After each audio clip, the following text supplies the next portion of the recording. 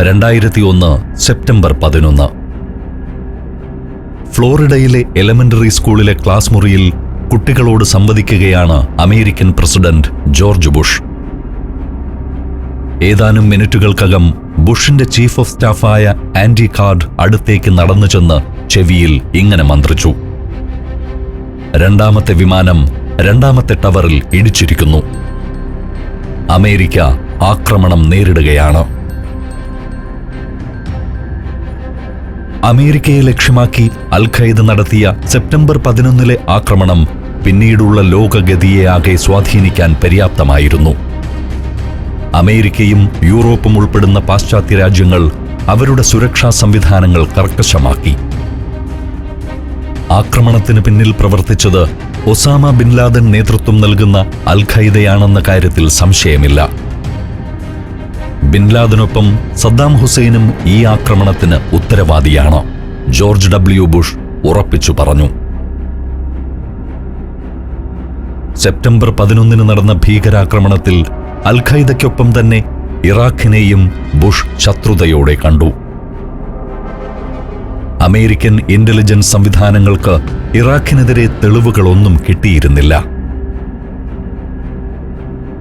എങ്കിലും ഇരുകൂട്ടരും തമ്മിൽ നിലനിൽക്കുന്ന സൗഹൃദത്തിന്റെ ചില വിവരങ്ങൾ അമേരിക്കയ്ക്ക് ലഭിച്ചിരുന്നു. ഇറാഖിലെ മുതിർന്ന ഇന്റലിജൻസ് ഉദ്യോഗസ്ഥർക്ക് അൽ-ഖൈദയുടെ മുതിർന്ന അംഗങ്ങളുമായി ബന്ധമുണ്ട്.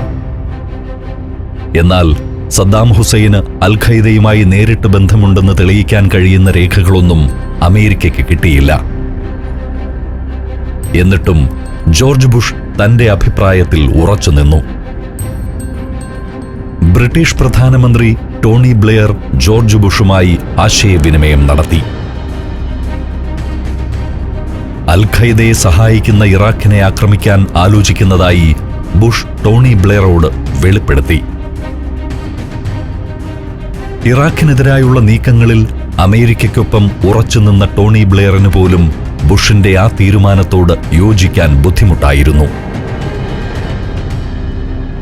അമേരിക്ക നേരിട്ട ഭീകരാക്രമണത്തിൽ സദ്ദാമിന്റെയോ ഇറാഖിന്റെയോ പങ്കിനെപ്പറ്റി ബ്രിട്ടീഷ് ഇന്റലിജൻസ് സംവിധാനങ്ങൾക്കും റിപ്പോർട്ട് കിട്ടിയിരുന്നില്ല.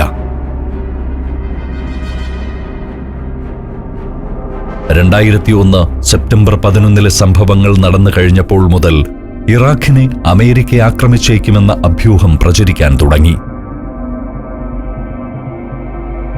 അറബ് രാജ്യങ്ങൾ അതോർത്ത് പരിഭ്രാന്തരായി കഴിയുകയാണ്.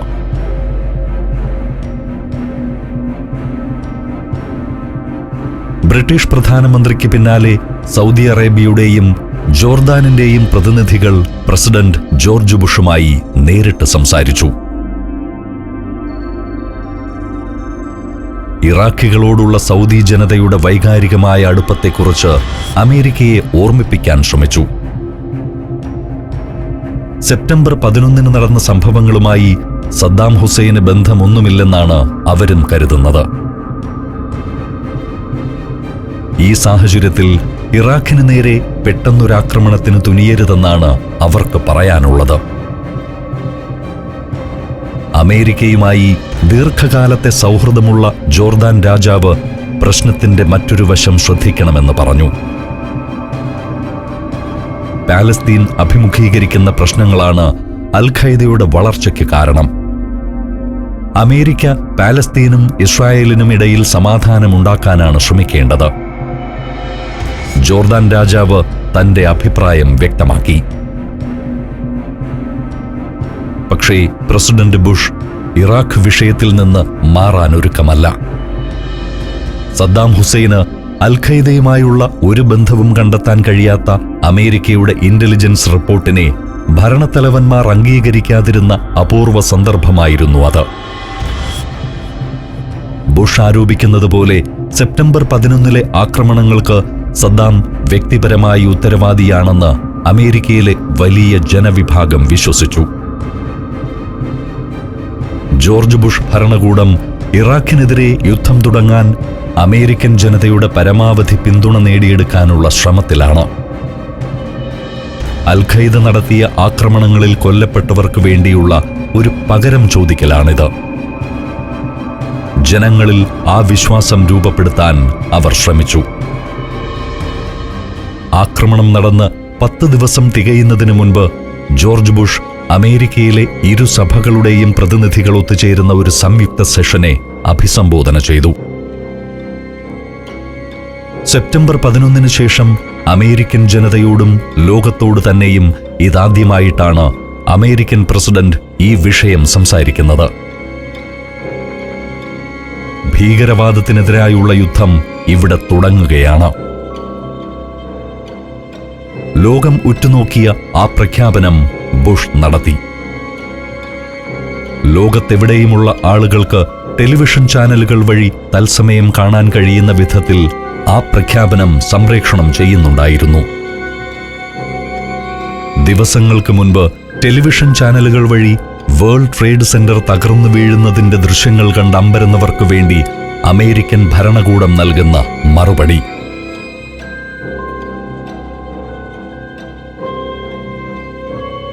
സദ്ദാം ഹുസൈന് ഭീകരവാദ സംഘടനയായ അൽ ഖൈദയുമായി 1992 മുതൽ ബന്ധമുണ്ട്. ഇറാഖിലെ ഇന്റലിജൻസ് സംവിധാനം അവരുമായി ബന്ധപ്പെട്ട് പ്രവർത്തിക്കുന്നതാണ്. ബുഷ് ഭരണകൂടം ഇങ്ങനെയുള്ള ആരോപണങ്ങൾ ഉന്നയിച്ചു. ഇറാഖിനെ ഉടൻ തന്നെ ആക്രമിക്കണമെന്ന അഭിപ്രായക്കാരായിരുന്നു ബുഷിന്റെ ഉപദേശകരിൽ ചിലർ. എന്നാൽ ഭൂരിഭാഗം ആളുകളും ആ അഭിപ്രായത്തെ എതിർത്തു. ഇക്കാര്യത്തിൽ അന്താരാഷ്ട്ര തലത്തിൽ സമാനാഭിപ്രായക്കാരുമായി സഖ്യമുണ്ടാക്കണമെന്നും ഇറാഖി സർക്കാരിനെ അട്ടിമറിക്കുന്നതിന് ഐക്യരാഷ്ട്രസഭയുടെ അംഗീകാരം വേണമെന്നുമാണ് അവരുടെ അഭിപ്രായം. ഇറാഖിൽ കടന്നു കയറിയുള്ള ഒരു യുദ്ധത്തെ UN ഇപ്പോഴും അനുകൂലിക്കുന്നില്ല. ഇറാഖിനെതിരായുള്ള നീക്കത്തിന് ഐക്യരാഷ്ട്രസഭയുടെ പിന്തുണ നേടിയെടുക്കാനുള്ള ശ്രമങ്ങൾ ബുഷ് ആരംഭിച്ചു.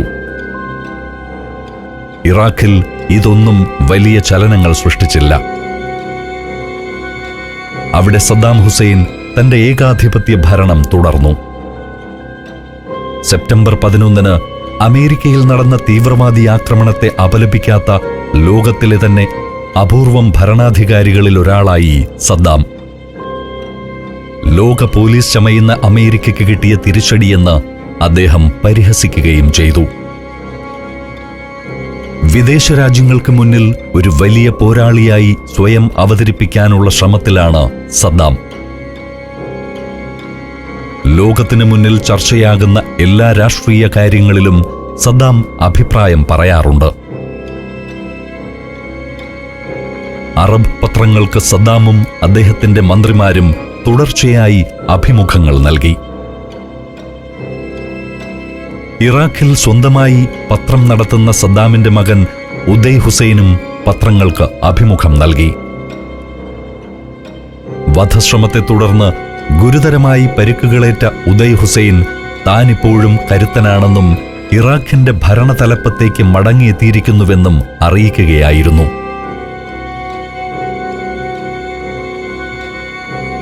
ഞാൻ ഇവിടെ തന്നെയുണ്ട്, എനിക്കൊരു കുഴപ്പവും പറ്റിയിട്ടില്ല, തന്നെ ആക്രമിച്ചവർ ഭീരുക്കളാണ്, ഉദയ് ഹുസൈൻ പറഞ്ഞു. അയാൾ അപ്പോഴും ഇറാഖി പാർലമെന്റിൽ അംഗമാണ്. അനുജൻ ഖുസായ് ഹുസൈൻ ഇപ്പോൾ സദ്ദാമിന് കൂടുതൽ പ്രിയപ്പെട്ടവനായിരിക്കുന്നു എന്നതിലാണ് ഉദയ്ക്ക് ആശങ്ക. ഇപ്പോൾ തന്റെ പിൻഗാമിയായി സദ്ദാം ഉയർത്തിക്കാട്ടുന്നത് ഖുസായ് ഹുസൈനെയാണ്. ഇന്ത്യയിലെ ഹൈന്ദവ തീർത്ഥാടന കേന്ദ്രങ്ങളിലൂടെയുള്ള സഞ്ചാരം പെൻഡ്രൈവിൽ സ്വന്തമാക്കാൻ ഇനി പറയുന്ന നമ്പറിലേക്ക് HP എന്ന് SMS ചെയ്യുക. HP എന്നീ 2 അക്ഷരങ്ങൾ മാത്രം. ഫോൺ 9995444222. ഉദയ് ഹുസൈന് ഗുരുതരമായി പരിക്കേൽക്കുന്നതുവരെ അയാളെയായിരുന്നു സദ്ദാം ഹുസൈൻ തന്റെ പിൻഗാമിയായി പരിഗണിച്ചിരുന്നത്. എന്നാൽ മെല്ലെ ഖുസായ് ആ സ്ഥാനത്തേക്ക് അവരോധിക്കപ്പെട്ടു. ഖുസായ് ഹുസൈൻ ഉദയ് ഹുസൈനിൽ നിന്നും പല കാര്യങ്ങളിലും വ്യത്യസ്തനാണ്. പ്രധാനമായും അയാൾ ഭാര്യയോടും കുട്ടികളോടും അടുപ്പമുള്ള ഒരു ഗൃഹസ്ഥനാണ്.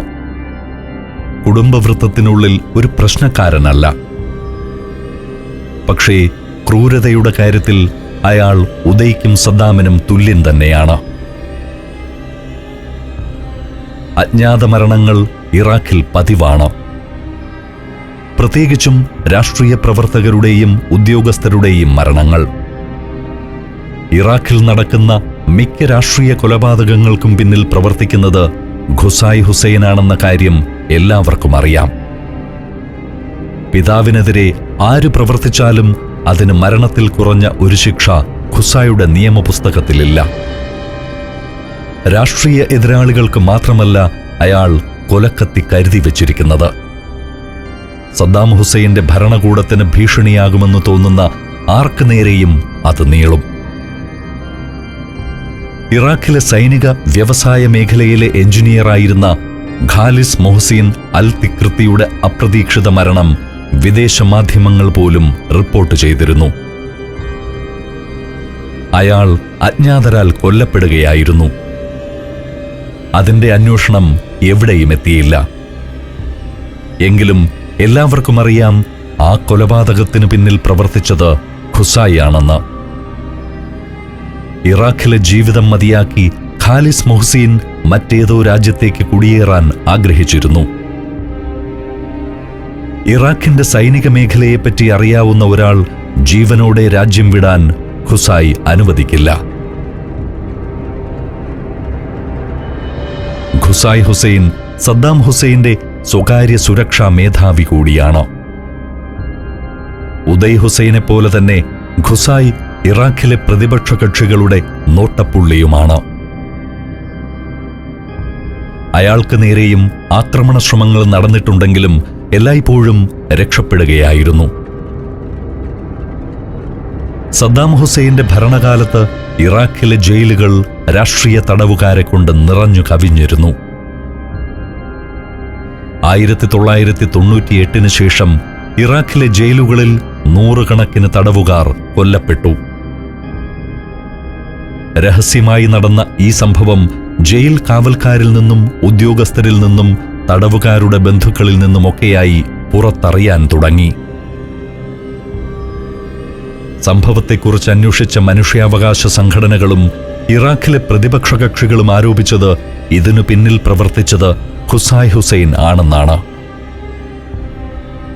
ജയിലിൽ തടവുകാർ തിങ്ങി നിറഞ്ഞപ്പോൾ പുതിയതായി എത്തുന്നവരെ പാർപ്പിക്കാൻ ഇടമില്ലാതെയായി. ഈ പ്രശ്നം പരിഹരിക്കാൻ ഖുസായി ഹുസൈൻ കണ്ടെത്തിയ എളുപ്പമാർഗമായിരുന്നു അത്. പഴയ തടവുകാരിൽ നിന്നും കുറെ ആളുകളെ കൊന്നുകളയാൻ ഖുസായി ഹുസൈൻ ഉത്തരവിട്ടു. അത്രത്തോളം ക്രൂരനാണ് ഖുസായി ഹുസൈൻ.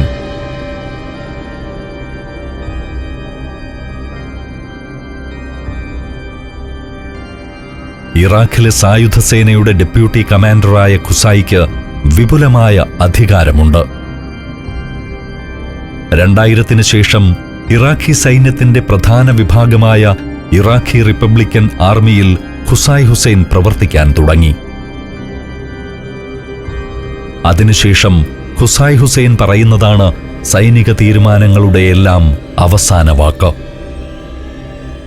അതിന് എന്തെങ്കിലും മാറ്റം വരണമെങ്കിൽ സദ്ദാം ഹുസൈൻ ഇടപെടുക തന്നെ വേണം. സ്പെഷ്യൽ സെക്യൂരിറ്റി ഓർഗനൈസേഷൻ എന്ന രഹസ്യ സംവിധാനത്തിന്റെ കൂടി തലപ്പത്തെത്തുക വഴി ഇറാഖിലെ എല്ലാ സൈനിക വിഭാഗങ്ങളുടെയും അന്തിമ വാക്കായി ഖുസായി. ഭരണ സംവിധാനത്തെ നിയന്ത്രിക്കുന്ന എല്ലാ ചരടുകളും കുടുംബത്തിനുള്ളിൽ തന്നെ നിയന്ത്രണത്തിൽ വയ്ക്കാൻ സദ്ദാം ശ്രദ്ധിച്ചിരുന്നു. ഇറാഖിൽ പ്രചാരത്തിലുള്ള മാധ്യമങ്ങളുടെ നിയന്ത്രണവും സദ്ദാം കുടുംബത്തിന് തന്നെയാണ്. ഇറാഖിൽ ഏറ്റവുമധികം പ്രചാരത്തിലുള്ള ദിനപത്രമായ ബാബേൽ ഉദയ് ഹുസൈന്റെ സ്വകാര്യ സംരംഭമാണ്. ഇറാഖി ടെലിവിഷൻ ചാനലായ അൽ ഷബാബ് യൂത്ത് ടിവിയും ഉദയ് ഹുസൈന്റെ നിയന്ത്രണത്തിൽ തന്നെയാണ്. 1991 ഗൾഫ് യുദ്ധത്തിന്റെ കാലത്താണ് ഉദയ് ഹുസൈൻ ബാബേൽ പത്രം തുടങ്ങിയത്. അറബിയിലും ഇംഗ്ലീഷിലും പുറത്തിറങ്ങിയ ബാബേൽ സദ്ദാം സർക്കാരിന്റെ മുഖപത്രം തന്നെയായിരുന്നു. ഇതിനിടയിലാണ് ഉദയ് ഹുസൈൻ വധശ്രമത്തെ നേരിട്ടതും ഗുരുതരമായി പരിക്കേറ്റ് ചികിത്സയിലായതും.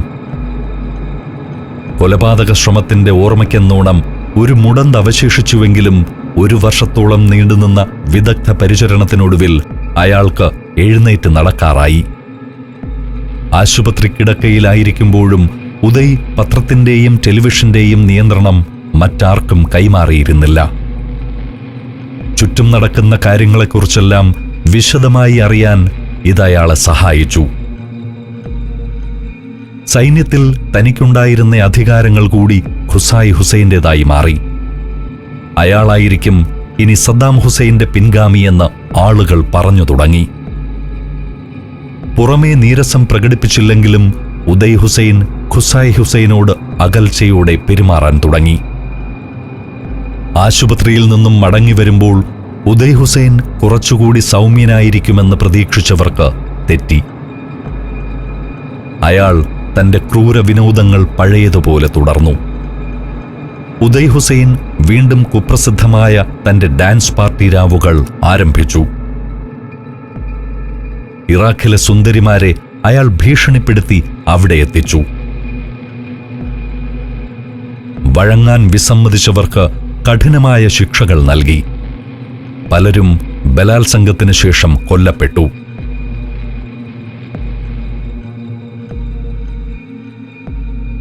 ഇറാഖിലെത്തുന്ന വിദേശ പ്രതിനിധികൾ പോലും ഉദയ് ഹുസൈന്റെ ക്രൂരതകൾക്കിരയായി.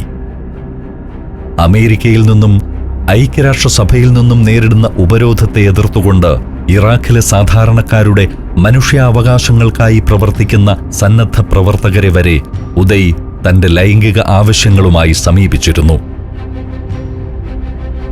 ഒരിക്കൽ സന്നദ്ധ പ്രവർത്തനങ്ങൾക്കായി ഫ്രാൻസിൽ നിന്നുമെത്തിയ സംഘത്തിലെ സ്ത്രീകൾ തങ്ങൾ വേശ്യാവൃത്തിക്കായി എത്തിയതല്ലെന്ന് ഉദയ് ഹുസൈനോട് തുറന്നടിക്കുന്ന സന്ദർഭം പോലുമുണ്ടായി. മറ്റൊരു സന്ദർഭത്തിൽ ഫ്രഞ്ചുകാരായ 2 യൂണിവേഴ്സിറ്റി വിദ്യാർത്ഥിനികൾക്കാണ് ദുരനുഭവം ഉണ്ടായത്. ഇറാഖി പെൺകുട്ടികൾക്കിടയിൽ ഉദയ് സൃഷ്ടിച്ച ഭീകരാന്തരീക്ഷത്തിനു മുന്നിൽ ഇതെല്ലാം നിസ്സാരമായിരുന്നു.